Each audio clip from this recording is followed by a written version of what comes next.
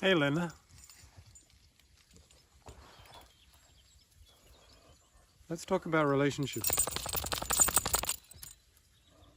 I'm not really talking about the relationships with the dogs, but that's important too.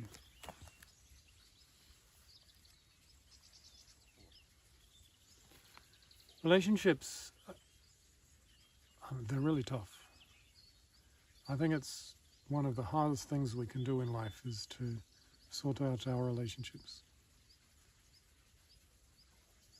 But also the most important and the most meaningful thing we can do in life.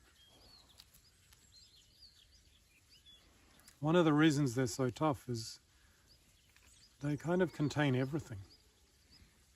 In order to sort out our relationships, we have to sort out everything in our whole lives. If you have financial issues, then it causes problems in your relationship. If you have communication issues, it causes problems. If you have health issues, it causes problems. If you don't have your own personal inner peace, it causes problems. If you don't know what you want, it causes problems.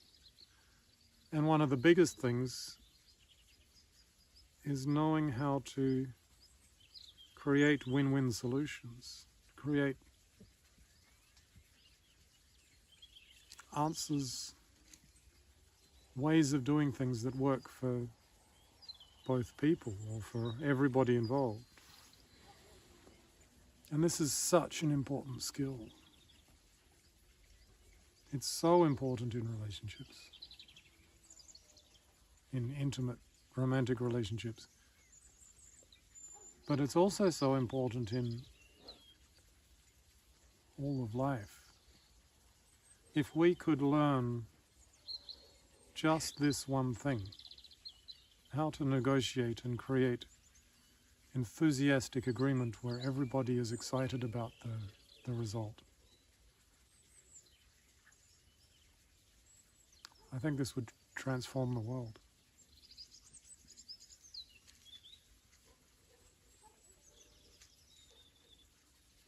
Yes, we would have happy relationships. I think we would even be able to be happier ourselves, better relationships with ourselves, better approach to life, because we would be able to even to look at what it is that I would like and how to make something that really works for me. Not being in conflict with yourself is also so important. And then all of the challenges of capitalism and the environment and wars, these would all be little things if we could figure out exactly what would make everybody happy. And so this skill of negotiating, if you like, this is core. This is super important. And it seems to start with believing that it's possible. The place where I see it fall down the most is people not believing that it's worth the effort or that it's possible to truly resolve things without fighting. That it's possible to find a solution that everybody is happy with. There are so many times when I've said to my partner, okay, let's resolve this problem, let's make it better, let's discuss it, let's figure out what you need and what I need and how we can solve the problem. And the answer has rarely been excitement and this is a wonderful thing.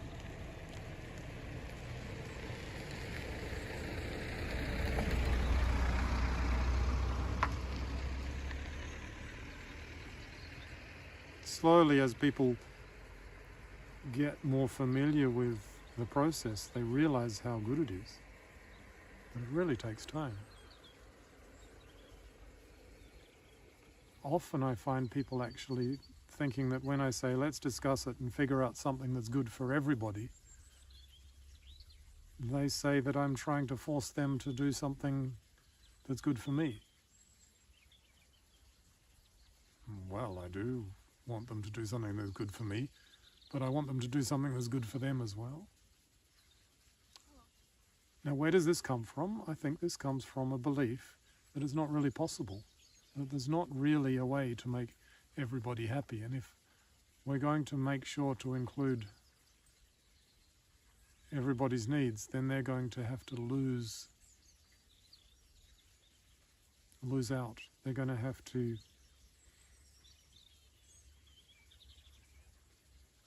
compromise.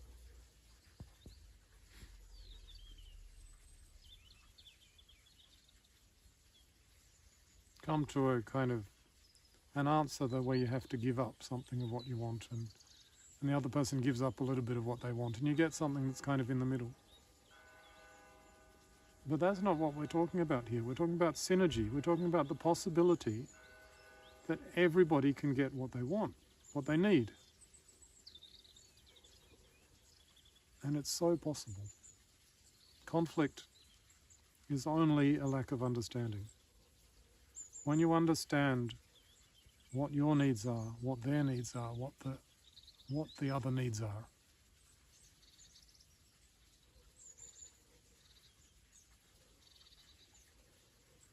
almost always, perhaps always, but I'm not promising, but every time I've ever seen, there is something that would satisfy everybody. And it's so much better, generally, than what they were looking for in the first place.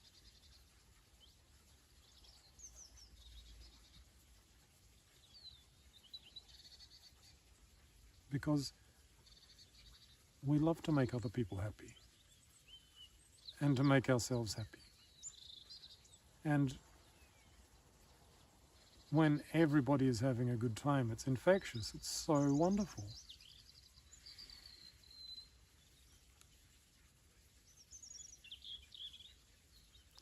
But the other challenge, the other reason that people shy away from this is because it requires change.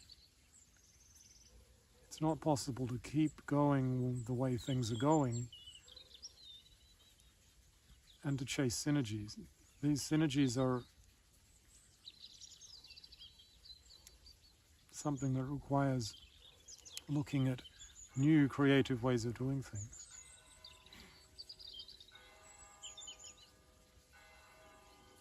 And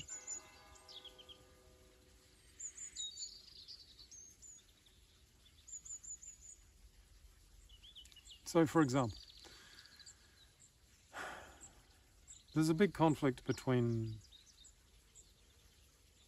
companies, business, money, economy, and environment, ecology, trees, etc.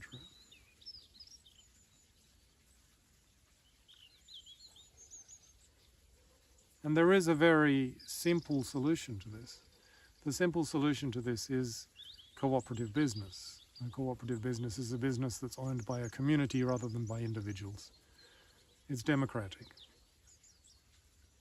And it's naturally responsive to the needs of the community and therefore the environment, because we humans are naturally environmental creatures when we're allowed to be, when we are not stressed out by the rest of life.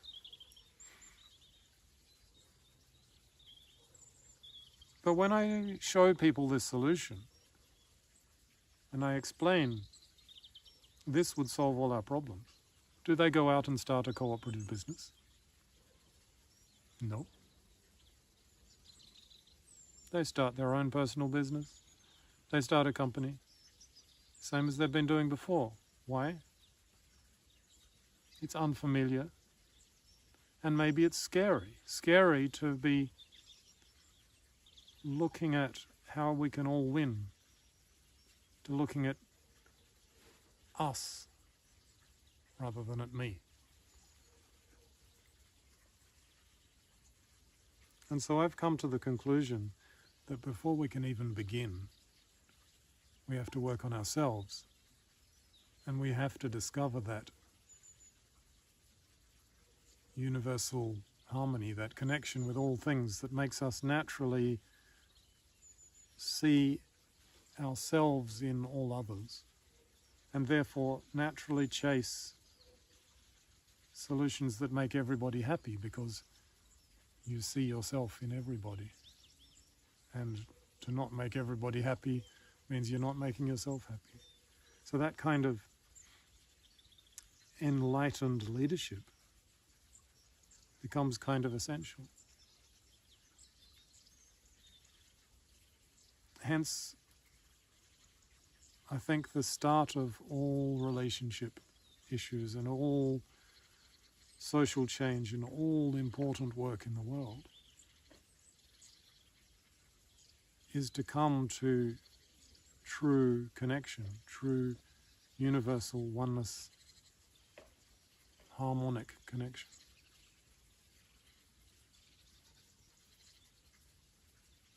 It's not enough to love. We need to unite in ourselves and then together with others.